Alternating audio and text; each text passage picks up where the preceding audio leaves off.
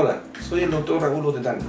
Te esperamos todos los martes a las 7 de la noche para recordar en Conversando con la Historia de la Odontología. No te olvides, todos los martes a las 7 de la noche en TVCOP, tu canal.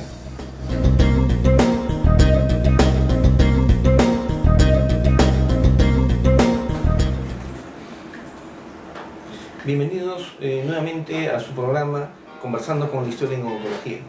Es muy grato el día de hoy poder haber podido compartir una visita en el hogar del doctor Carlos Álvarez Ponce de León, exdecano del Colegio Odontológico de Lima y fundador del Colegio Odontológico del Perú.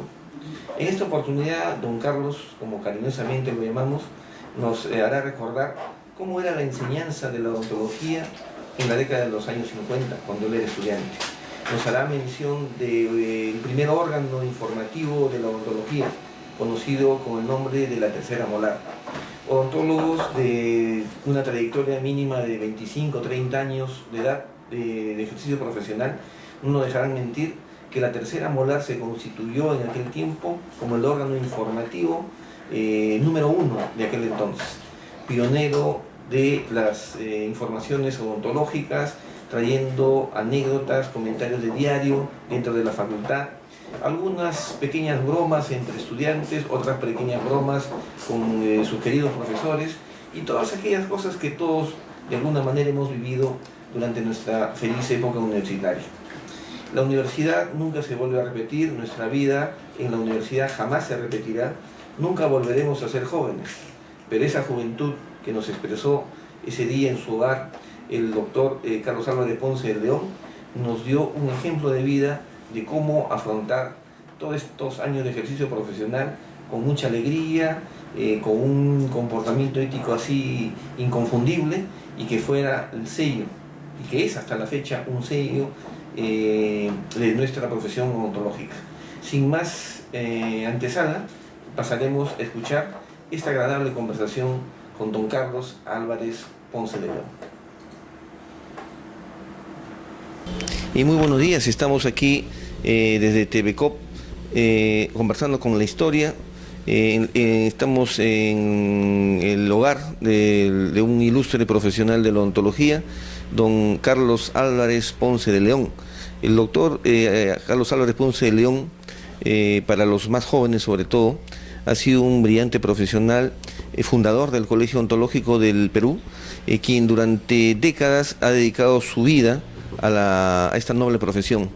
El doctor ha tenido la suerte de vivir aquella época maravillosa en la cual el Colegio Odontológico dio a luz, y vamos a aprovechar su presencia el día de hoy, ya que posteriormente, ya como decano del Colegio Odontológico de Lima en el año 1984-1985, marcó de manera muy importante su presencia en nuestra profesión y nos dejó claro el camino respecto a cómo es que el Colegio Odontológico de Lima debe ocupar un lugar dentro de la profesión, cómo es que esa forma de vivir la odontología de antaño ha quedado plasmada en los ambientes de nuestro colegio allá en Surco, y nos va a decir también, nos va a contar seguramente cómo fueron esos años de gestión.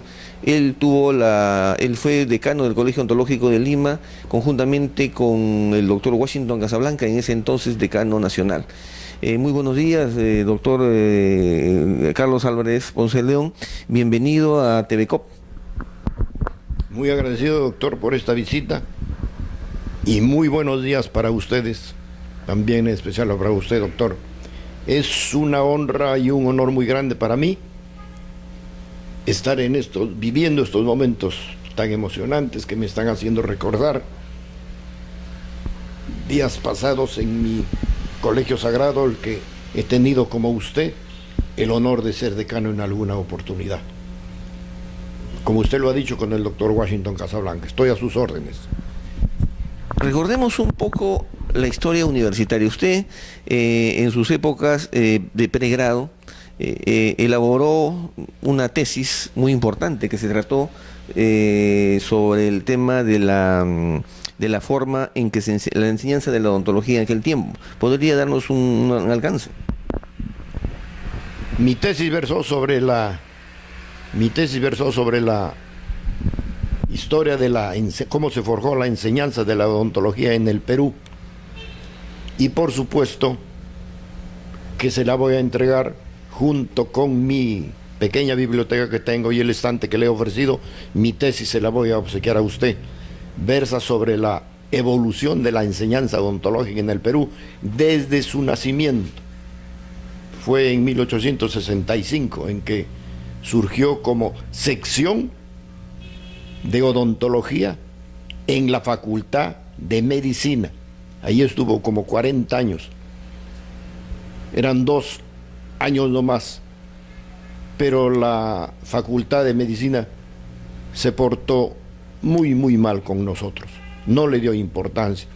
Fueron 4 décadas que prácticamente no se tuvo ningún avance ni alcance con el patrocinio de la Facultad de Odontología, de Medicina. De ahí se formó el instituto, que duró 10 años. Y después la Escuela de Odontología. Y después surgió ya el Colegio de Odontología. Recién entonces podemos decir que la profesión odontológica tuvo ya una preponderancia como la que merecía y comenzó a destacarse, porque antes estaba siempre prohijada por los médicos. Tanto es así que yo alcancé a sufrir la enseñanza de muchos cursos a cargo de médicos. Ahora ya creo que todos los catedráticos son odontólogos.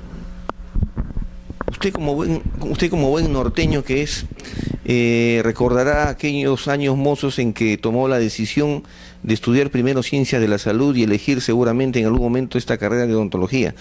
¿Podría hacernos recordar cómo es que tomó la decisión de estudiar odontología? ¿Cómo era la forma, cómo se ingresaba a la Facultad de Odontología en aquel tiempo?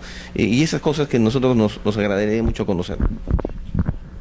En mi tiempo había en las universidades únicas nacionales del Perú, que eran 4, la principal de San Marcos aquí en Lima, y 3 en provincias, Trujillo, Cusco y Arequipa. Ahí existía, en esas universidades provinciales, existía la sección de premédicas y preodontología. Y en Lima estaban solamente las únicas facultades de medicina y de odontología.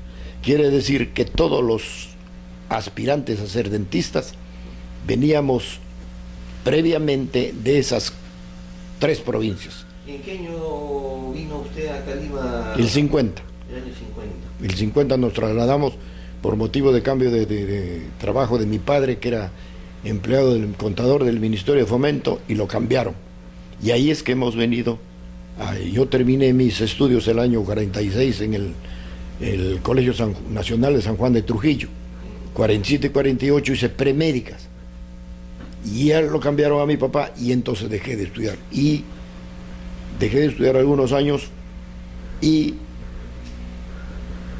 por golpes de la suerte, del destino, caí en odontología, porque ya la medicina me resultaba muy larga, pero no me pesa, y al contrario, le agradezco y me siento privilegiado y bendecido de haber escogido esta profesión tan hermosa como es la odontología.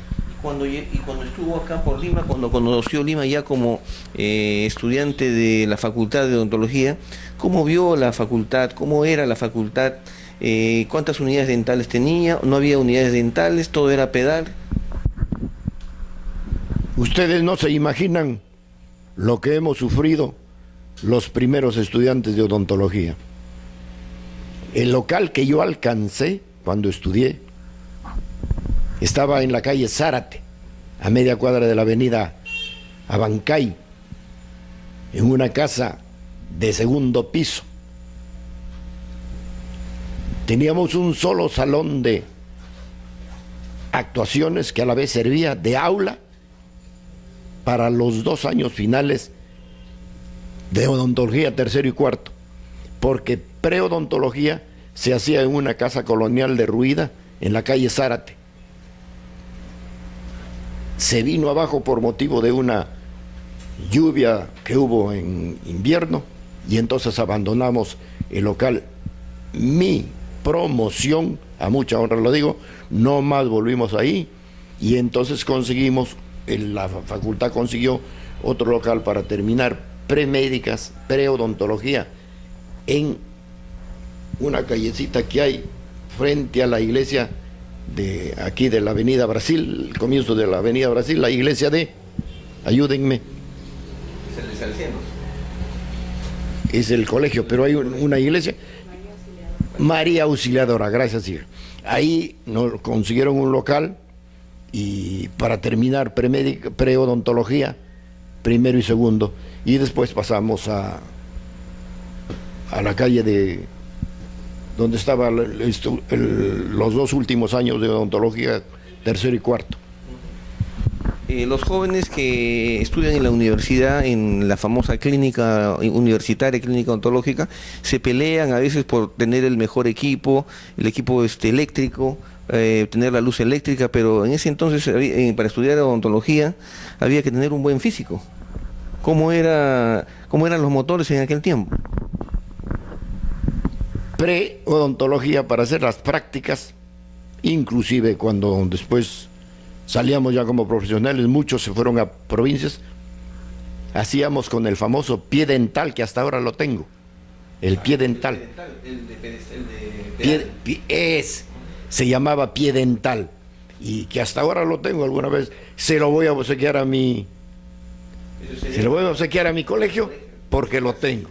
Entonces, todo eso también va a ser parte, y ahí hacíamos las prácticas de odontología en pre. Había que para que gire el motor. Claro, claro, para que gire. Con eso muchos se iban a provincia y trabajaban con eso, porque se podía trabajar. Y eso se hacía en primero y segundo. Y en cuarto, tercero y cuarto ya en la calle Zárate, como le digo, en el segundo piso de una casa vieja, vetusta, a media cuadra de la avenida Bancay, ahí estaba la facultad de los últimos años. Preodontología era en las universidades que les he dicho, las 4, y después pasábamos a la facultad, y en Zárate, ya cuando llegábamos a Zárate, ya teníamos contacto con los pacientes directamente. Y había, en mi época, alcanzamos a unas cuantas unidades ya eléctricas, sí, yo sí alcancé. Pero era eléctrica, pero con motor, con correa, con faja. Sí, ¿no? Sí, en ese tiempo. ¿Y no se acuerda de alguna anécdota del local de Zárate cuando era estudiante? ¿Qué les puedo decir? ¿Siempre había algún travieso, alguna traviesa en la promoción? ¿Alguna trampita por ahí, alguna broma hacia los profesores? Cuando no han habido bromas a los profesores y chapas, ¿qué profesor no ha tenido chapa? ¿Qué catedrático o auxiliar de contabilidad? Que puedo decir que me acuerdo mucho, doctor, que cuando estaba terminando yo el 4º año, ingresó a 3º un aspirante a ser dentista con muleta. Discapacitado. Discapacitado, le faltaba a partir de la pantorrilla para abajo, le faltaba la pierna, a mí me falta todo. Y funcionaba, doctor, el muchacho. Trabajaba. ¿Qué resolución? Se murió temprano como consecuencia de eso. Fue un poco acomplejado porque tenía cólera al sufrir ese, pero trabajaba porque al fin y al cabo pues la palanquita nomás y funcionaba el motor. Había, no sé si sería en su época o fue después, hubo una publicación llamada La Tercera Molar. Esa fue obra de un colega actualmente mío y compañero de promoción, Chirinos. Él publicó La Tercera Molar en forma consecutiva y le ofrezco conseguirle la colección, porque yo la guardé, todos los números que fueron saliendo. Fue el primer órgano oficial. Claro, claro.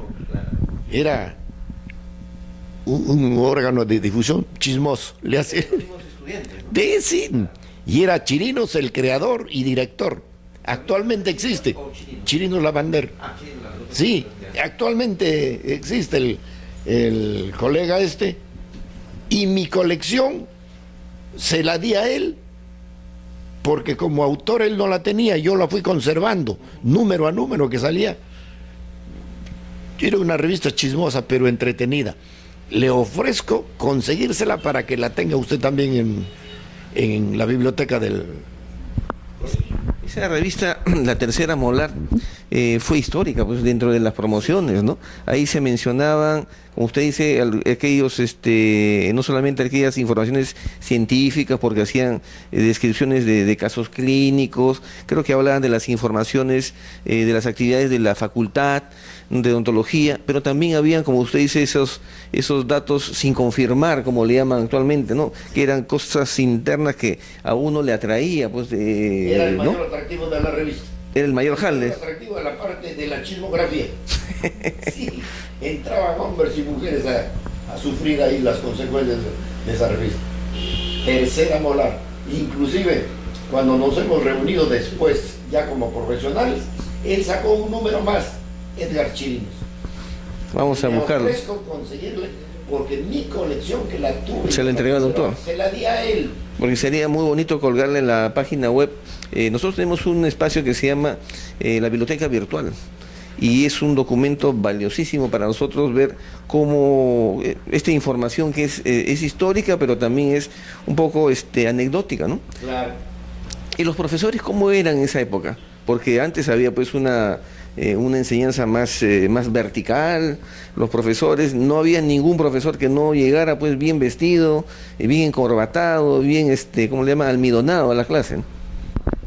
En cuanto a eso, sí se conservaba para las clases magistrales en el salón de aula, en el aula de enseñanza. Llegaban bien vestidos. En esa época sí se conservaba. Solamente el mandil era para la clínica.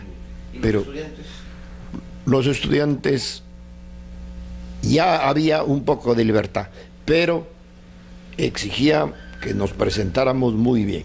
Inclusive la corbata se usaba. Y le estoy hablando pues de más de 50 años atrás. Así donde era una costumbre, donde era un deber salir a la calle con sombrero. En esa época, ¿no? Sí, todavía. Claro. Sí. Y la corbata. Y la corbata infaltable. Y en el caso, por ejemplo, de las prácticas que hacían en la universidad, en la parte de la clínica, ¿cómo era? ¿Lo llevaban en el último año, con pacientes? ¿Cómo era? Las prácticas las llevábamos en los dos primeros años, primero y segundo, era nada más que en un laboratorio, con el mandil largo, y en un laboratorio tallábamos, que me imagino que hasta ahora será, tallábamos las piezas en cera, las piezas en cera, las tallábamos y ya con mandil largo, y en el tercer y cuarto año, en clínica, ahí sí, con mandil corto, en la facultad, en las unidades eléctricas que habían, alcancé yo, eso sí, felizmente. Cuéntenos de la fiesta de promoción, ¿cómo era la fiesta de promoción? Pero no nos cuenten nombres, solamente díganos cómo era la fiesta de promoción. De acuerdo al entusiasmo de cada grupo que salía, ya se imagina pues que era una verdadera fiesta, un jolgorio, la fiesta de promoción. Eso es lo que le podría decir. No sé qué más esperaría usted que le informara. No, era básicamente eso. Y ya como profesional, cuando uno egresaba de la universidad, creo que en aquel tiempo ya no teníamos los problemas que tienen actualmente los jóvenes de oportunidad de trabajo. Creo que abrir el consultorio dental, el consultorio odontológico, que era un esfuerzo grande para la familia. En muchos casos la odontología por el equipamiento que necesitaba, había que tener pues un soporte de todas maneras económico, pero que una vez logrado comprar ese consultorio era realmente tener las llaves del éxito. Abrir un consultorio dental era tener la asistencia masiva de pacientes, ¿no? ¿Cómo fueron esos primeros años de vida profesional? Me imagino que ahora también habrá algo de eso, porque como usted sabe, doctor... Ahora es caótico, definitivamente, ahora es una jungla. Porque los chicos no tienen dónde trabajar. Porque, como usted sabe, doctor, la profesión odontológica es la más cara de todas. La más cara. Por cuanto desde el primer año, no sé si ahora en las facultades exigirán, pero desde el primer año nos exigían que fuéramos comprando el instrumental.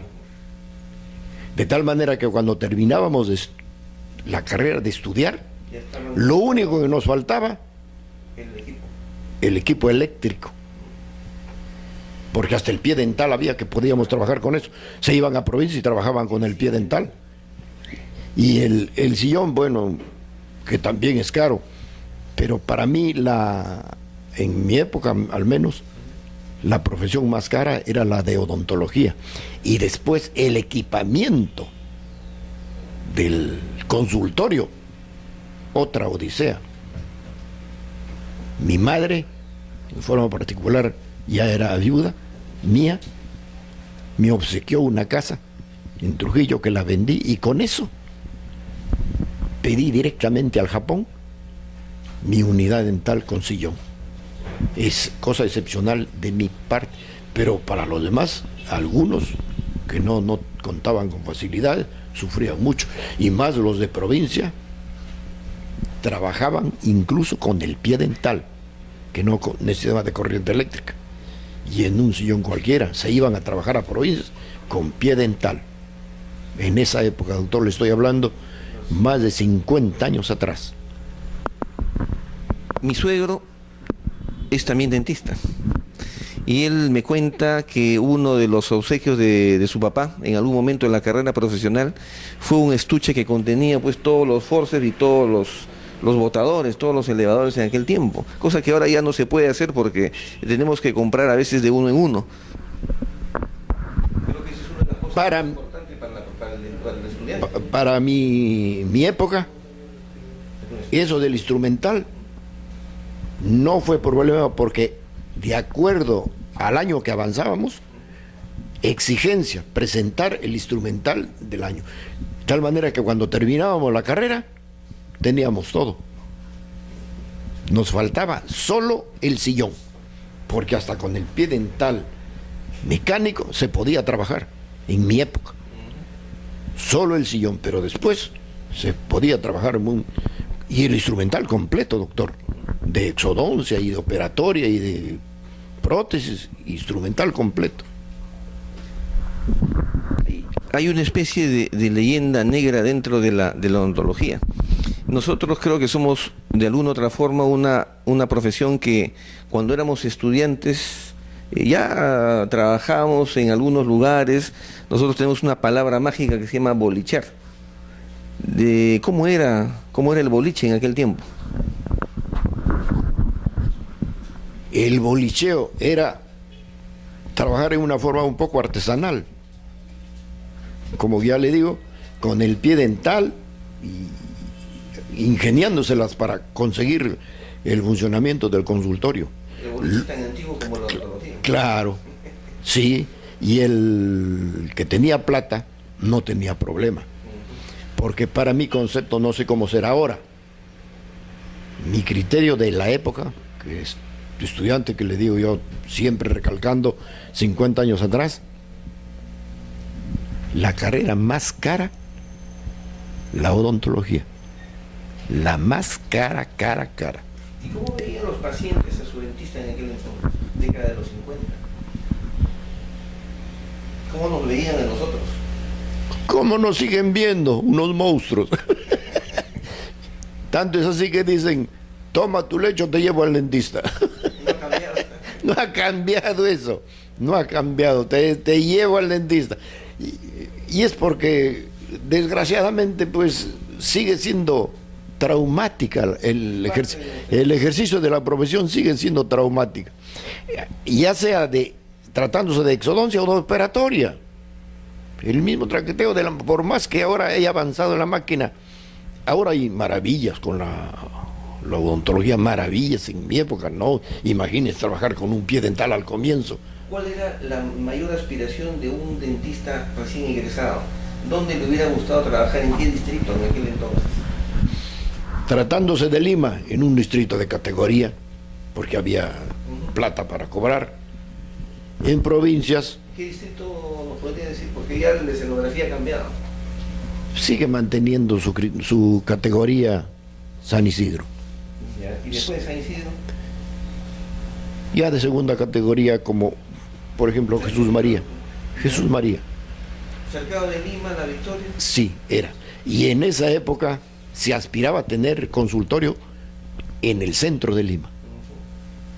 ¿Nos puede contar algo? En el centro de Lima. ¿En la Plaza de Armas, la Plaza Martín? Claro, a la espalda de la catedral había un catedrático nuestro, allí tenía su consultorio. Y en el Jirón de la Unión era lo ideal en mi época, tener el consultorio en el Jirón de la Unión. Era pues Ya, parte de... Claro, parte de... la élite de la Sí, sí, porque la odontología, le repito y le reitero varias veces, la carrera más cara y por lo tanto el ejercicio de la misma, lo mismo, la confección de las prótesis, doctor, y la curación misma no se aprecia porque el dentista da todo, y el dentista le soluciona el problema al paciente dándole todo. El médico le receta, el médico se va de robo porque receta y si tienes compra, si no te fundiste, pero el dentista no. Llega un paciente al consultorio con un problema y el dentista debe resolvérselo en ese momento. El médico le receta. Ese es el orgullo que debemos tener los dentistas. Y ponemos todo el material nosotros en el consultorio, todo. El paciente se sienta y sale con el problema solucionado. Claro, y una cosa también importante, ¿no? Nos está comentando que ser un dentista de prestigio era trabajar en el Jirón de la Unión, ¿no? Pero también había un tema que ha cambiado desde aquí en el Perú, en la odontología, desde los años 90 aproximadamente, ¿no? Y era la propaganda. Antes no se concebía que un dentista tuviera mayor propaganda que su letrero, ¿no? Que lo identificaba, su placa, perdón, ¿no? Las propagandas en el periódico eran pequeñísimas, escuetas, ¿no? ¿Y cómo se hacía la publicidad? ¿Cómo conseguían pacientes? Sencillamente no había propaganda. Era inconcebible hacerse propaganda. No había. Se ponía la placa en la puerta y nada más. Y era prohibido moralmente, porque no había dispositivo alguno legal, no, que se hiciera propaganda. No, en los periódicos, no. No, al menos. Ya después me imagino que por motivo de la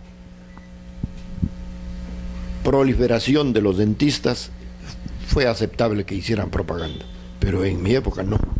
Y durante sus años, ¿cuándo empieza a escuchar usted ya como dentista o estudiante la palabra colegio odontológico? ¿Qué era para ustedes el colegio odontológico? Porque no había colegio odontológico. El colegio odontológico ha sido... La frase colegio odontológico como estudiante o ya como profesional, ¿qué le decía? El colegio odontológico es una institución que surgió como consecuencia, digamos, de la necesidad, porque antes no había pues colegio.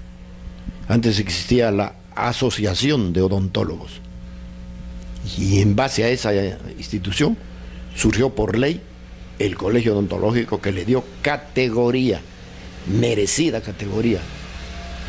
Eso es el colegio odontológico. Es decir, veían al colegio odontológico muchos dentistas como una manera de reconocimiento de la profesión ante la sociedad, el crear un colegio profesional.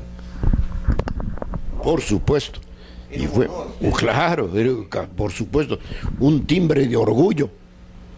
Lo que ahora le llaman un sello de calidad. Claro, exactamente. Claro, sí, claro que sí.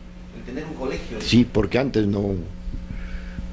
No lo Habrá... como un tema gremial, sino como un tema, más que todo, como usted dice, de reconocimiento, categoría social de la profesión. Exactamente. Categoría por la naturaleza misma de lo que es la profesión odontológica.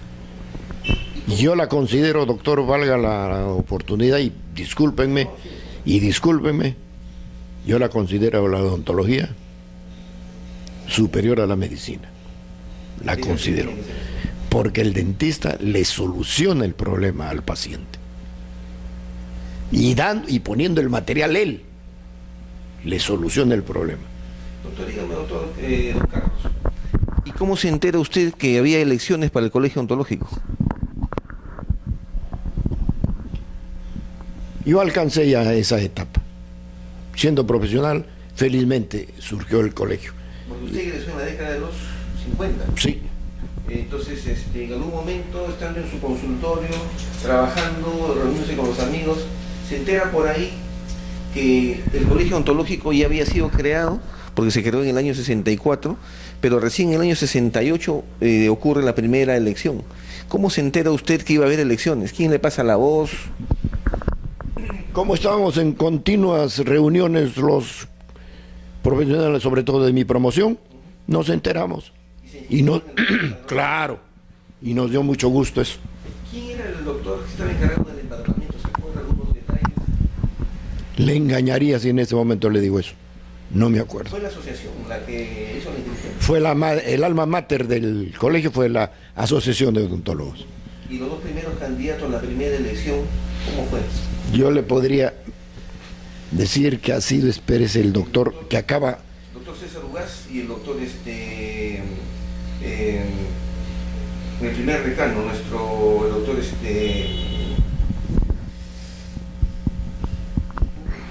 A mí también se me ha ido en ese momento. Bueno, el doctor, había del Oriente, el doctor del Águila. Él era uno de los partícipes. Sí. Había un candidato de la academia que era el doctor Ugaz y el otro que era el doctor Cerrudo, que era don Oscar Cerrudo Valdés de Peralta. Fue el primer decano. Que fueron dos candidatos. ¿Y cómo fue la campaña? ¿Por qué, sin que nos diga por quién votó? Pero ¿cómo fue esa campaña? ¿Qué decían los candidatos? ¿Qué ofrecían? El oro y el moro, cada uno. Y... caramba, perdón. Y se despertó un entusiasmo muy grande porque estábamos viviendo una nueva vida, pues. Una etapa que no nos imaginamos. ¿Cuáles eran esas promesas electorales de aquel entonces? Maravillosas. Y todos muy entusiasmados con las promesas porque nosotros mismos nos hacíamos esas ilusiones, porque era, como le repito, un nuevo estatus. Una nueva categoría como profesor. Claro, que no había habido antes. Así es que yo he tenido y tengo el honor de haber alcanzado esas primeras etapas de el afianzamiento y el reconocimiento de lo que es la profesión odontológica. Porque aunque le parezca mentira, doctor, hasta hace 50 años todavía dependíamos, le repito, muchos catedráticos en la facultad eran médicos. Ahora ya no hay. Muchos. Imagínese. Yo recuerdo cuando hemos estado revisando el diario La Prensa, el diario, ¿cómo se llama? La Crónica, ¿no?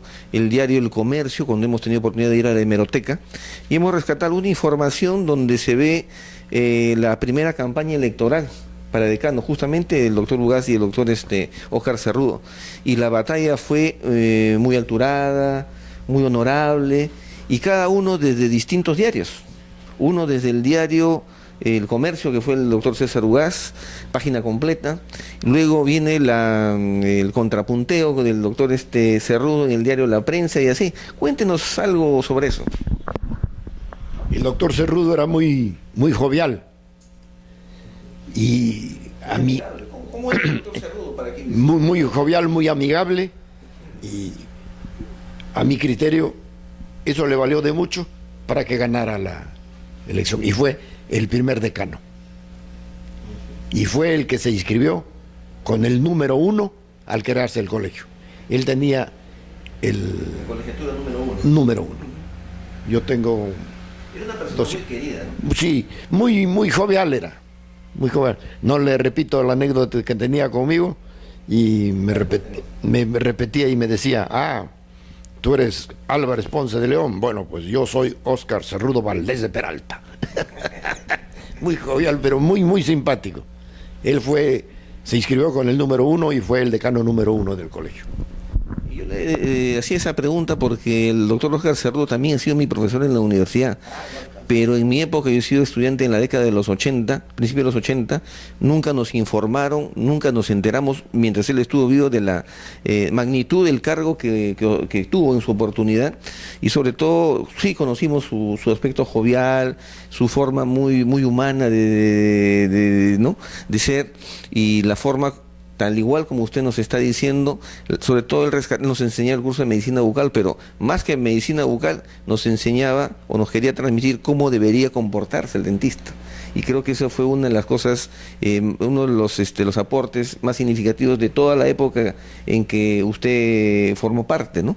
Y luego ya como profesional odontólogo,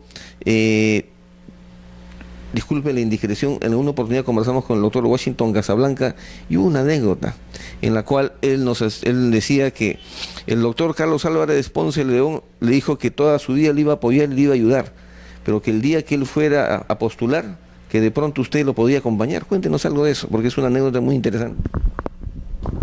El doctor Washington Casablanca estudió 2 años después que yo. Cuando estábamos saliendo, él entraba recién a la sección del consultorio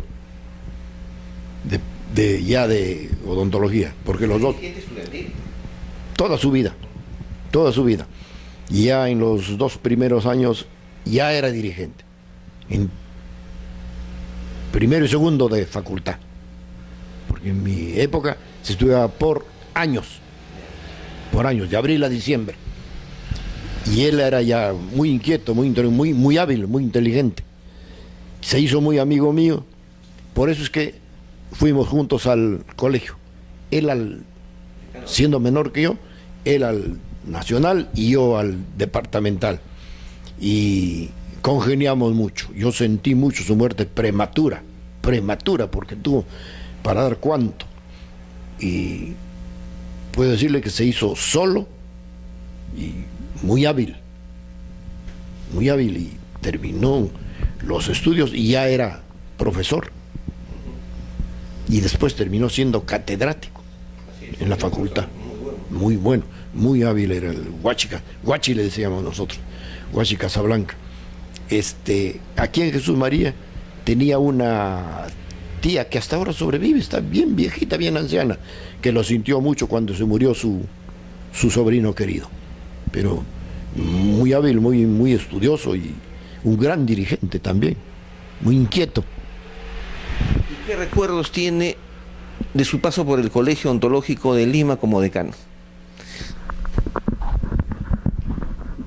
Muy gratos, muy gratos, porque en los 2 años que estuve,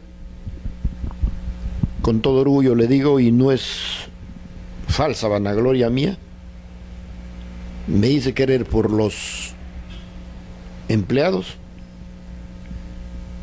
y los colegas que recién ingresaban. Con los empleados, una anécdota, porque tuve un entredicho sencillo, pero entredicho con el tesorero de mi colegio. Las empleadas y los empleados del colegio me solicitaron que en julio y diciembre la bonificación que se acostumbra a dar por fiestas patrias y año nuevo se les diera con un poco de anticipación para que compraran sus cosas. Yo, con toda naturalidad y voluntad, les dije que sí. Y el tesorero no voy a decir su nombre porque no viene al caso, tuvo conmigo un entredicho, me dijo que por qué había dispuesto que se les diera con tanta anticipación. ¿Y qué se hace con esa plata dormida ahí si ellos, los empleados, necesitan con tiempo ese dinero? Le dije. Le hice ver, y durante mi decanato recibieron los empleados en julio y en diciembre, a comienzos de mes, su gratificación. Me acuerdo mucho de eso porque hasta ahora tengo ahí recuerdos gratos. Los empleados, después que salí, años posteriores, me mandaban siempre un saludo y un presente como reconocimiento a eso que yo consideré muy justo. Hasta ahora tengo recuerdos que me han mandado ahí los empleados. Hay un empleado muy particular que trabajaba haciendo la cobranza en los consultorios, que se formalizó como trabajador durante su gestión. ¿Nos podría recordar quién es? Lo tengo perfectamente presente, pero no me acuerdo de su nombre. ¿Su apellido? ¿El apellido cómo se llama? A Camargo lo llevé. Era... ¿Señor Rodolfo Camargo? Sí, a él lo llevé, a él. Y había otro empleado más antes que él, ¿cómo se llama? García. Exactamente. Los dos están hasta ahora trabajando en... ¡Qué bien! Uy, ya tendrán más de 50 años. Sí, sí, sí. Claro. El señor Camargo está abordando los 70. Por supuesto. De los empleados, había la tesorera, la contadora que iba periódicamente y que, como le repito, de sus nombres no me acuerdo bien, pero le repito, me guardaba mucho un grato recuerdo y me mandaban siempre tarjetas de saludo. Ya después de más de 50 años de vida profesional, de haber entregado su vida a esta hermosa profesión, ¿qué mensaje, qué espera usted de la profesión odontológica y qué mensaje le daría a los jóvenes profesionales que el día de hoy rompen el cordón umbilical con la universidad y nacen a la odontología? ¿Cuál es su mensaje? Decirles que de mi profesión tengo solo desde estudiante recuerdos muy gratos y más como profesional en el ejercicio de la misma, y aconsejarles a los estudiantes y a los que salen recién a ejercer que sigan teniendo presente que la odontología es una de las profesiones más sublimes que existe. Por lo mismo que hace sufrir al paciente en su tratamiento, le soluciona el problema.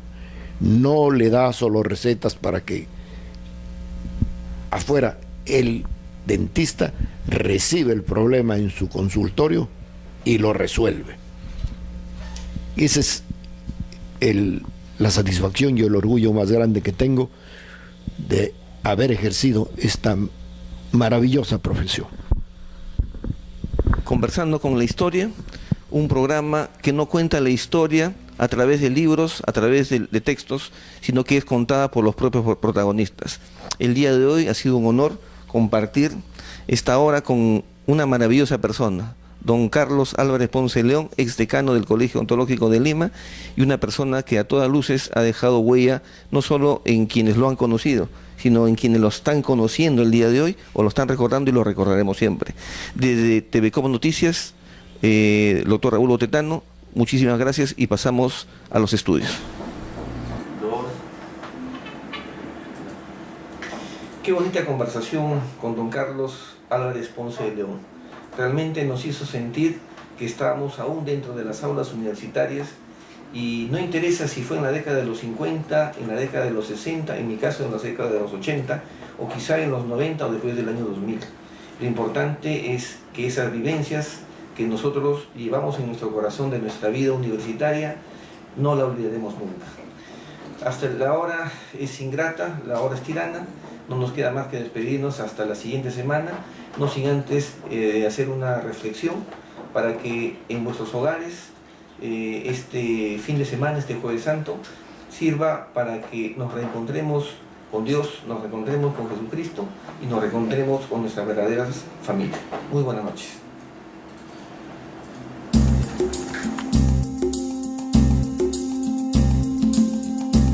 Hola, soy el doctor Raúl Otetano.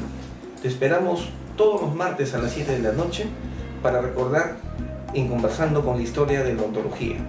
No te olvides, todos los martes a las 7 de la noche en TVCOP, tu canal.